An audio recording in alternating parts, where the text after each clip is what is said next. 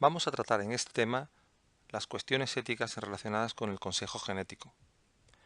El consejo genético no es más que un proceso de comunicación mediante el cual se pretende dar a los individuos y las familias que tienen una enfermedad genética o riesgo de padecerla la información para la toma de decisiones en el ámbito reproductivo.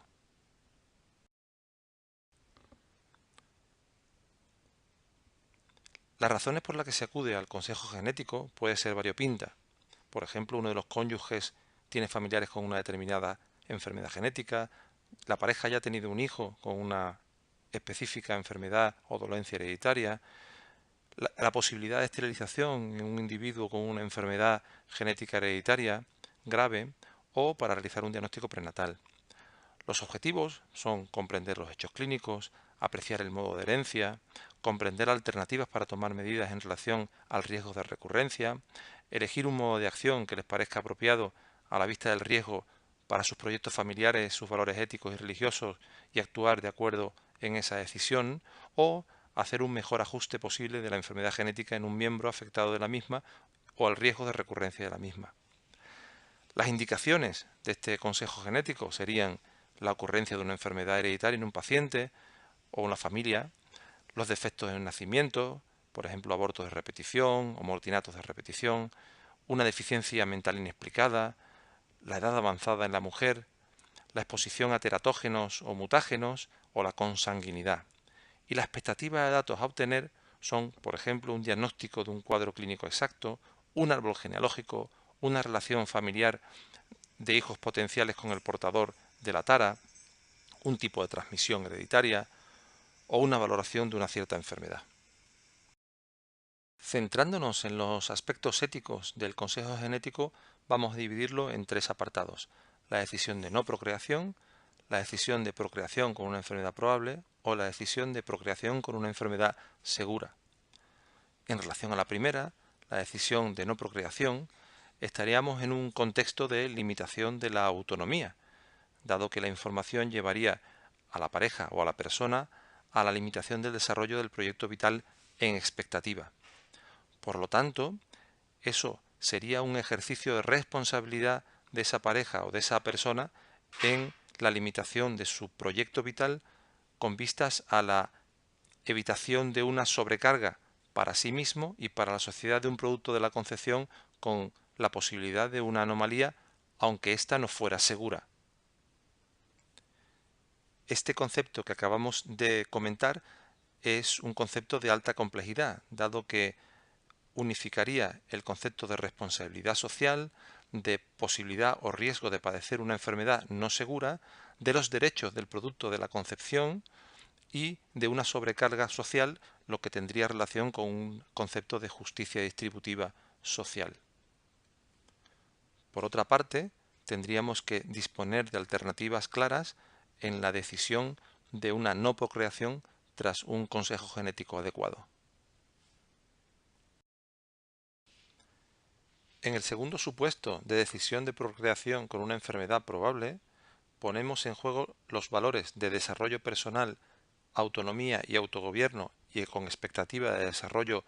y planificación familiar frente a los posibles derechos de un neonato al cual habrá que otorgarle todas las posibilidades de desarrollo en caso de que desarrolle o no la enfermedad. Tenemos que estar preparados, por tanto, para el caso en el que desarrolla la enfermedad, en el que no desarrolla la enfermedad y en el caso de que sea portador de una enfermedad que luego pueda transmitir a su descendencia. El tercer supuesto es el de la decisión de procreación con una enfermedad segura.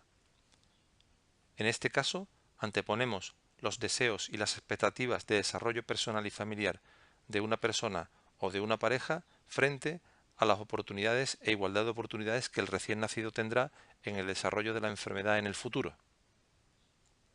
En este caso nos podríamos preguntar si existe o podemos garantizar el soporte social y sanitario al recién nacido en relación a una justicia de igualdad o una justicia distributiva, y si tenemos derecho a procrear a seres con una vida condicionada en relación al soporte también que se le puede dar desde la sociedad y desde la propia familia. Y por el contrario, ¿puede un hijo con una enfermedad que ha sido traído al mundo reclamar a sus padres ese hecho? Podemos destacar algunas situaciones especiales, como por ejemplo el derecho de los padres a conocer el desarrollo de una posible enfermedad en la edad adulta de uno de sus hijos, cuando ello condicionaría la educación y las oportunidades durante la etapa de desarrollo. Por ejemplo, cuando pueden desarrollar conductas antisociales en el futuro y podemos intensificar o no la educación durante un periodo de vida que luego va a condicionar esas conductas antisociales. O en los casos de enfermedades con distribución familiar, en los que una enfermedad puede afectar a otros miembros de una misma familia, tenemos derecho a informar a esos otros miembros del riesgo que pueden tener, condicionamos de esta manera su desarrollo vital y sus expectativas, las coartamos,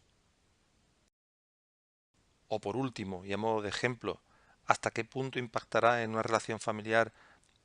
el consejo genético al afectar a uno de los miembros de la pareja procreadora. ¿Puede eso disturbar la relación familiar?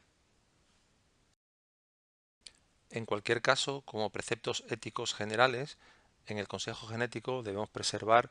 unas normas éticas básicas como la confidencialidad, el derecho al autogobierno y la autonomía, el derecho absoluto a la información, la cierta beneficencia aplicada en la definición de los casos y la equidad al acceso a los servicios sociales y de salud. Un aspecto especial de este tipo de atención en relación al consejo genético es la del sondeo de los portadores sanos. En relación a la relevancia del diagnóstico y el pronóstico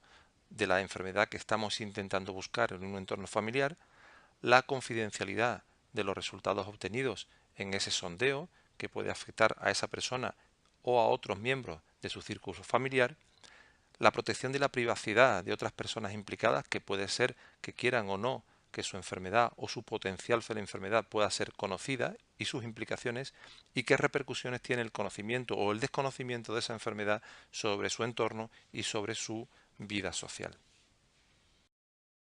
En cualquier caso, tenemos que tener en cuenta que es muy importante la protección de lo que llamamos intimidad genética. Evidentemente, no podemos hacer difusión de los datos genéticos individuales a terceras personas, porque podemos poner en peligro las expectativas de la persona afectada en su desarrollo personal, social, laboral, familiar, educativo, etc.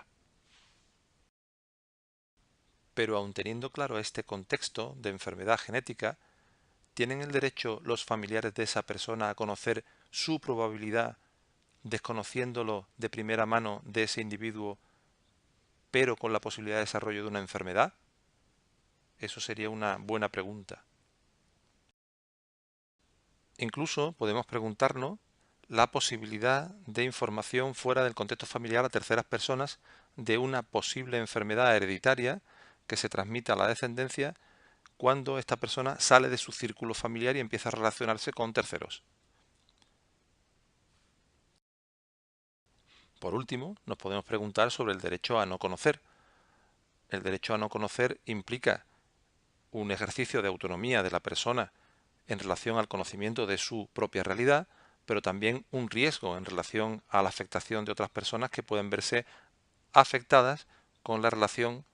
genética de esa persona.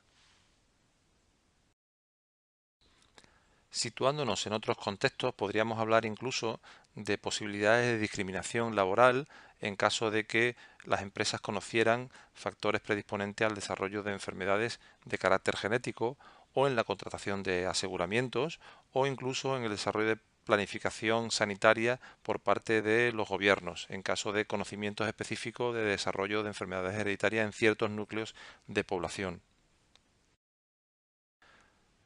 Teniendo todo lo anterior presente, nos podemos hacer preguntas del tipo de si es aceptable buscar todo lo técnicamente posible de manera que podamos alterar